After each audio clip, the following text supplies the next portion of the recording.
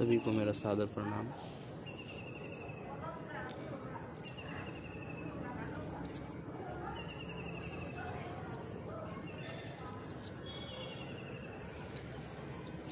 दोस्तों, भाइयों बहनों,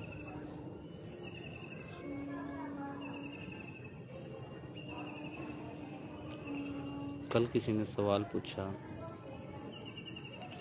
कि ध्यान में खोजना किसे है। अपने एक प्यारे भाई ने पूछा था कि ध्यान में किसे खोजना है। तो इसका उत्तर है, ध्यान में किसी को खोजना नहीं है। ध्यान एक अवस्था है, समाधि। 4 अवस्थाएं होती हैं: जागृत, स्वप्न, सुषुप्त और तुरिया। जागृत में जैसे हम जागे हुए हैं,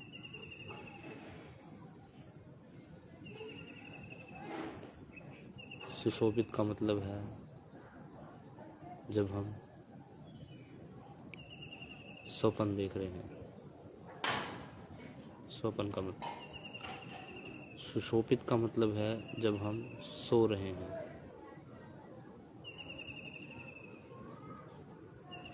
और तुरिया का मतलब है जब हम निर्विचार हैं, जिसमें सिर्फ ना मैं है ना वो है, सिर्फ होना मात्र है।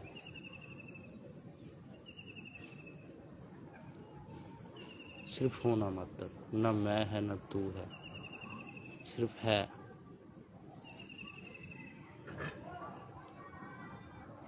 वो समाधि है, वो ध्यान है। तो ध्यान में खोजना किसी को नहीं है, सिर्फ अवस्था है। उस अवस्था को प्राप्त करना है, बस उस अवस्था में जीना है।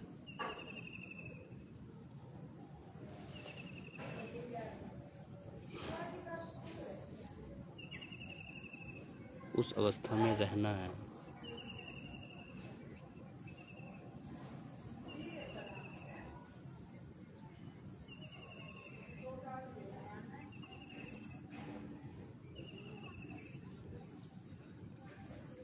बाकी तो सारे जो कर्म, जो कांड है,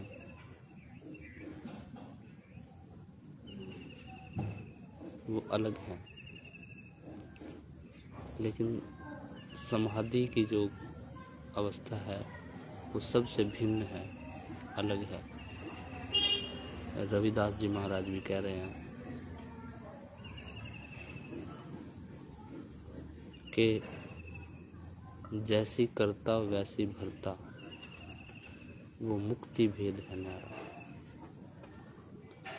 यानी कि व्यक्ति जैसी कर रहा है वैसे भर रहा है। अच्छा करेगा तो अच्छा मिलेगा, बुरा करेगा तो वो बुरा उसको मिल रहा है। वो अलग पार्ट है, मुक्ति अलग पार्ट है। ये संसार क्या है? ये एक, आप सरल भाषा में बिल्कुल समझाऊं तो एक गेम मान के चलिए, एक सपना, एक गेम।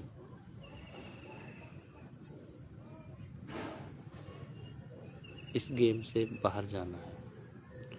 अगर इसमें इसके अधीन रहे, संसार के, अपने मन को इसको अधीन रखोगे, अगर अच्छा करने की कोशिश करो कि मैं बहुत अच्छा कर लूँ, मेरे को ये वो फलानी ये मिल जाए वो मिल जाए, तब भी इसी में फंसे रहेंगे। अगर बुरा करोगे, किसी दूसरे का बुरा करके मेरा अच्छा हो जाए, किसी दूसरे को बहका के मैं अच्छा रहूं, तब भी इसी में रहेंगे।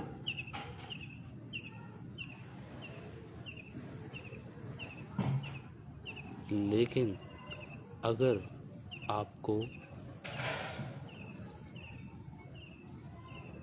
गेम से बाहर होने का रास्ता मालूम है, आप गेम से बाहर होने का जो ट्रिक है वो ट्रिक पता है,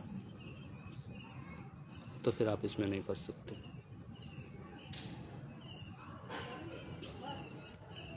फिर आप अपने कर्तव्य के अनुसार जो कुछ भी करते वो आपको बांधता नहीं, वो आपको पकड़ता नहीं, क्योंकि आपका मन जो है वो निष्क्रिय रहता है, क्योंकि आप ध्यान की अवस्था में रहते हो। श्री कृष्ण जी ने अर्जुन को ज्ञान दिया,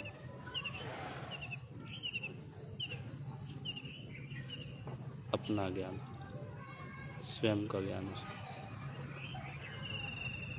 उसको रास्ता बताया गेम से बाहर होने का।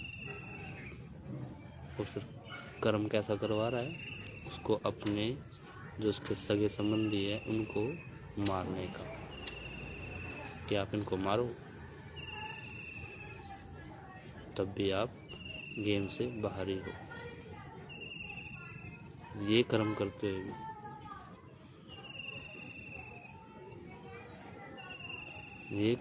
हुए भी वो गेम से बाहर का रास्ता बताते हैं उनको। वो उनको बताते हैं कि आपका कर्तव्य है, भले ही ये अच्छा है या बुरा है, इसमें हानि है या लाभ है, उसकी चिंता तुम मत करो। आप सिर्फ अपने कर्तव्य पे फोकस करो और उस समाधि को प्राप्त करो।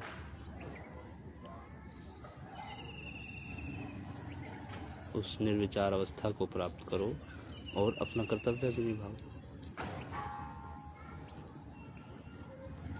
तो वो ट्रिक, वो भेद जो जान लेता है, उसे संसार की कोई भी वस्तु नहीं बांधती। और वो भेद कहीं बाहर नहीं है, वो आपके अंदर ही है। वो ट्रिक आपके अंदर ही है, विद्यमान है। और वो कोई कठिन भी नहीं है, बिल्कुल आसान है, बिल्कुल सरल है।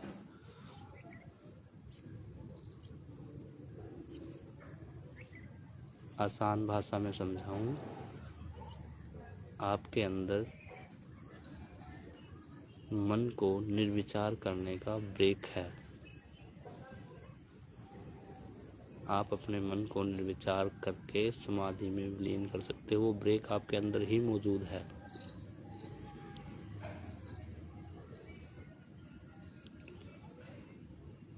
जब आप वो ब्रेक लगाना सीख जाओगे तो आप समाधि को सहज ही प्राप्त कर लोगे, उस अवस्था को सहज ही प्राप्त कर लोगे। और वो ब्रेक है, वो बाहर नहीं है, वो ब्रेक आपके अंदर है।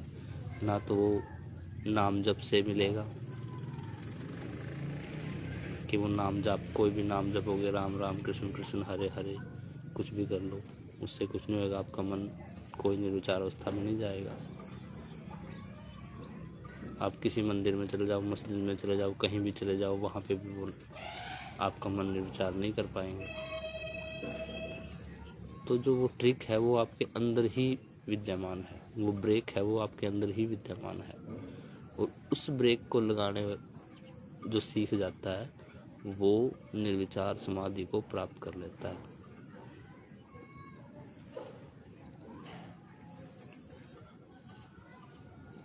निर्विचार समाधि को जब प्राप्त कर लोगे, अपने आप को जब आप खुद को प्राप्त कर लोगे, स्वयं को प्राप्त कर लोगे, तो आप गेम से बाहर हो जाओगे। और अगर आप अपने आप को निर्विचार, अपने मन को नहीं निर्विचार कर पाए, नहीं रोक पाए, तो आप इस गेम में ही उलझे रहोगे।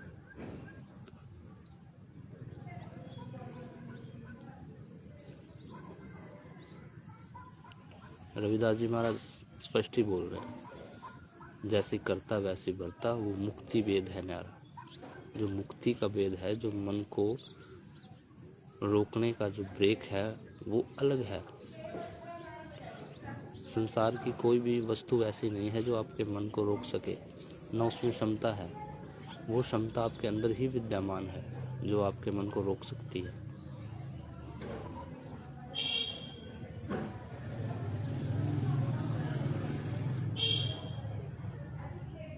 हमारे जीवन का लक्ष्य सिर्फ यही नहीं है कि हम आए, हमने खाया पिया सोया, बस इसी में सारा जीवन व्यतीत कर दिया। सिर्फ यही लक्ष्य नहीं है,